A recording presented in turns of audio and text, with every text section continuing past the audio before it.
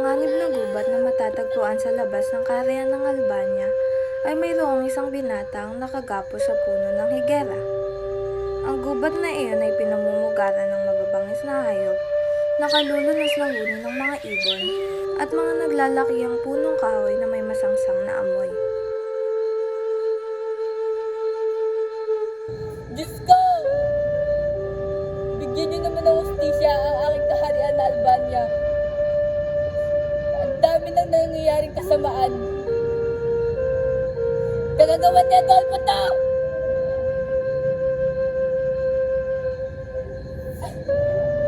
Sa gusto niya makuha ang kahariang Albania. Ano ang pangako mo, Laura? Yung pangako mo sa akin. Sabi mo, ako na upahin mo. Ano na babalita kung makakasal ka na kay Adolfo?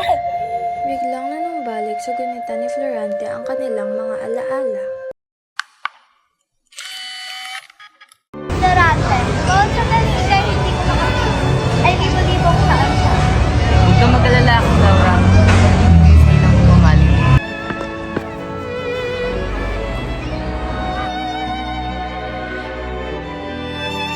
Habang nanatili sa pagkakagapos sa puno ng higera si Florante, ay mayroong 2 leon ang dumating.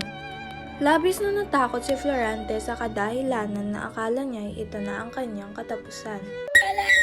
Saklala!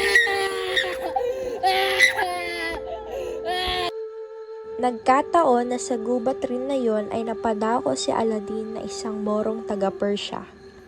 Sa kadahilanan ng pagkasama ng kanyang loob sa sariling ama na umagaw sa kanyang kasintahan.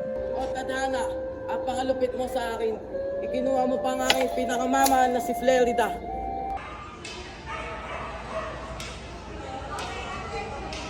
Huwag ka sa akin, Ano ba? Bitawan mo ako. kundi sasaktan ko si Aladdin. O siya, sige, sasama ako sa'yo. Basta huwag mong sasaktan si Aladdin.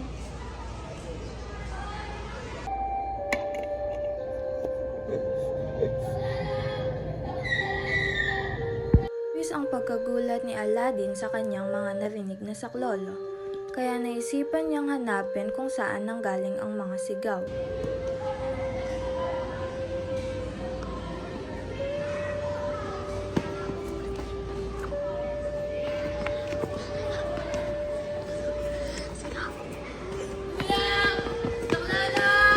Nang makita ni Aladdin ang pangyayari, ay naisipan niyang tulungan si Florante at labanan ang mga leon.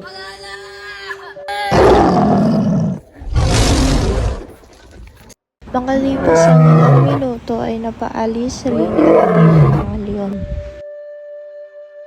Nakatulog si Florante sa sobrang pagkapagod.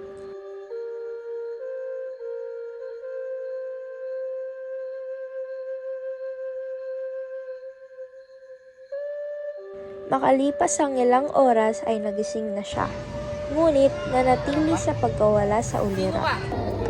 Ikay isang moro! Ako ang nagligtas sa isang mga leon. At oo, tama ka. Ako isang molo. Magkalaban man tayo, hindi ko kaya panaulit ang kinakain buhay. Huwag kang matakot at gagabayan kita pa sa mga lalaki.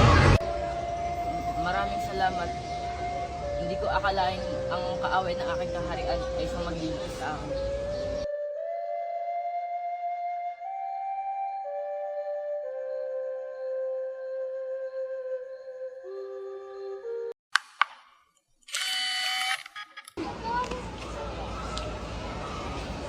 Florante, anak ko! May isang mabangis sa buitre! Hindi na lang may nagbigtas yung anak. Ngayon ang Floresta, pagpasensyahan niyo na po ako agad dahil hindi ko napansin naman. Hindi mo na kailangan ng pasensya ko. Maraming salamat dahil niligtas mo si Florante sa mga bangis na dito.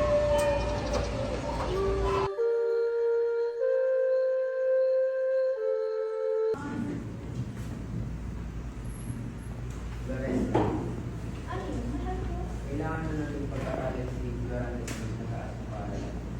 Kung gayon, ano ang sa palagay mo ang lugar ang may sikat na kapitan? Sa malayong bayan ng Atenas. Ano? Sa Atenas?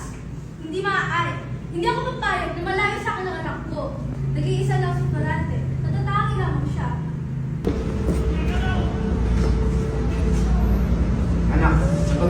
namin ang iyong pag-aaral naman sa Atenas. Ano po? Hindi namin nais na mapalulungan. Ngunit, ito ay para sa iyong kinabukasan. Alam ko naman lahat ko ng ginagawa niya para sa akin. At napapasalamat ako. Ina, nawawala man po ako sa inyo. Pag-ulit na pa rin po ang ating mga puso. Katawan. Dahil po ng lakas ko, ay kukulit ko sa inyo. 11 taong gulang si Florante nang tumuloy sa Atenas, kung saan ay si Antenor ang kanyang naging guro. Ligayang pagdating sa Atenas. Wala na po maestro. Kaya ayos ka lang ba? Maraming salamat po sa pag-aalala. Ako ay naninibago lang dahil wala na po ako sa aking hariang Albania at nawalay na rin po ako sa aking mga magulang. Nananap po si Molina Lino.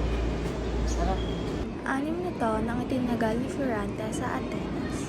At sa loob ng mga nagdaang taon na iyon ay natuto siya ng astrolohiya, matematika, at filosofiya. Mahusay na mag-aaral si Florante at sa kanyang galing ay hindi siya nahirapang mamuna sa klase. At isang araw, nagkaroon sila ng dula-dulaan. Gagawin namin na bilang siyang doctors.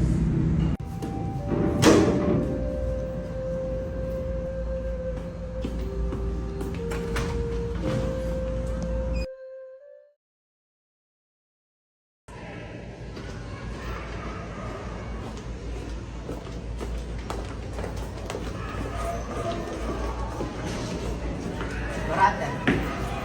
Isa kang mga agaw. Ako ang dapat na mag-i chocolates. Hindi ba nila nakikita sa ating dalawa ako mas mahusay?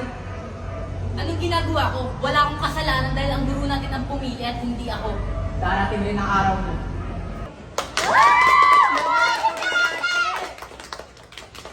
Kainin mo ang kanilang mga puri, Florante. Ano bang problema mo, tol mo? Huwag ka makisali dito.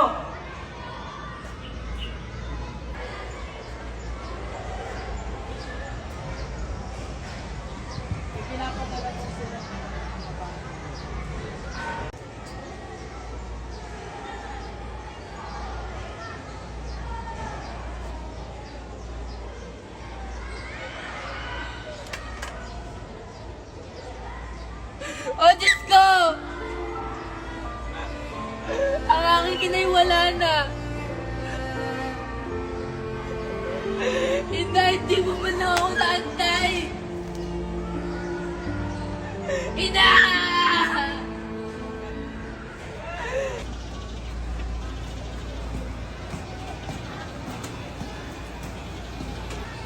Guro, kami po maglalakbay na pabalik sa Albania. Dahil sa kadahilan ng pumanaw ng aking ina. Mag-ingat kayo.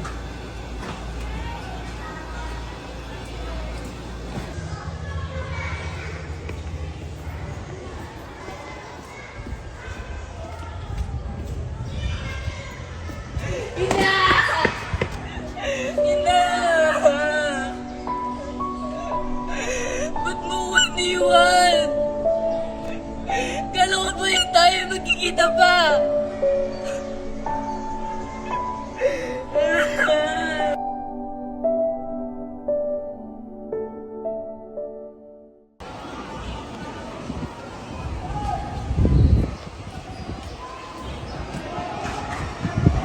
Ako po ang anak ni Guru Grisel. Ikaw ang binati sa aking panagin. Ikaw ang papalit sa akin ko. Ano ang pangalan ng maganda niyo? Siya ang anak ko, si Laura. Magandang araw. Magandang araw din sa'yo, Florante. Paano mo nalaman na akong pangalan? Lagi ka na ikukwento sa akin ng aking ama. Gusto mo magandahan. Gusto ka tayo makilala. Tara.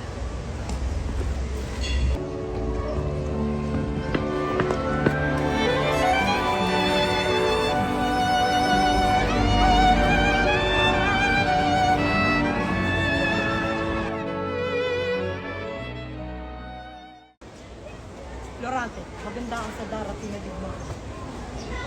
Ako itutuloy na. Pinapangako kung babalikan ko si Laura. Mag-iingat ka.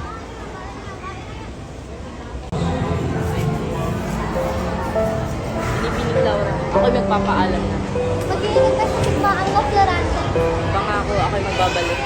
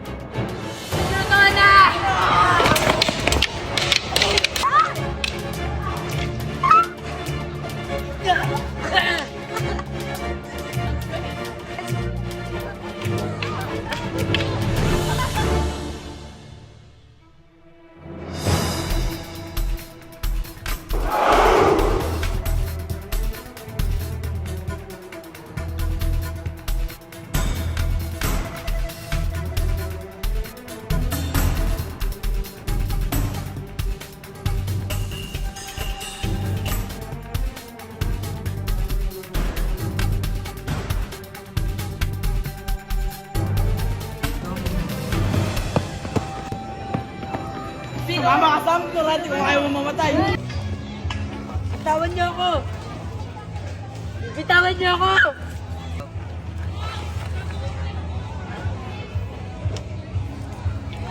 Mga sundalo ng Albania, mga taksil!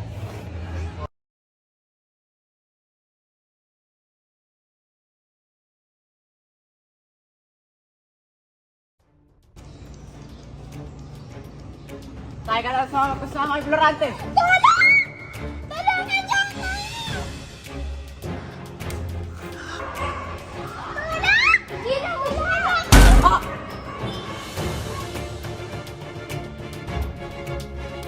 Okay ka lang ba? Oo, okay lang ako. Pero sumama ka sa akin.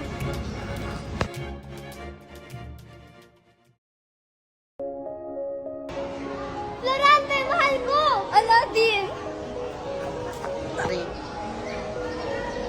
Mabuti naman at ayos ka lang mahal kong Laura. Ano nangyari sa'yo? Sino gumawa niyan sa'yo? Hindi na natin kailangan isipin ngayon. Ang mahalaga ay kasama na kita. Ayos ka lang ba? Hindi ka ba sinaktan ng iyong anak? Okay lang yan, huwag ka na mag-alala, wala na siya. Bawat pintig ng puso ay dama ko na bahagi ka ng buhay ko. Kahit na itago pa, kahit na ilihim pa, kita ko sa iyong mata, tayong dalawa'y iisa. Puso ang siyang nagsasabi na ika'y kahit